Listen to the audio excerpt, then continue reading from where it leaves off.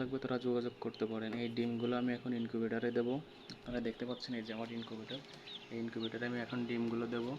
এখন আমি একা একা যেহেতু রয়েছি ভিডিও করা সম্ভব না, এখন আমি ডিমগুলো দিতে গেলে আমার সমস্যা হবে।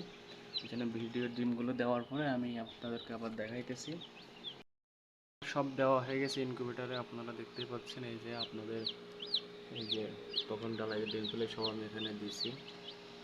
এবার আমার যে নিচে এইগুলো দেওয়া রয়েছে ফুটবে, এগুলো যে পাশে বাচ্চা রয়েছে, যাদের বাচ্চা লাগবে তারা যোগাযোগ করতে পারেন, এখানে বাচ্চা পাওয়া যায়। যাদের বাচ্চা লাগবে অবশ্যই তারা ফোন দেবেন। আর এই মেশিনটা আমি নিজে বানাইছি। যাই হোক, মোটামুটি হ্যাচিং রেট ভালোই আছে, সমস্যা নাই।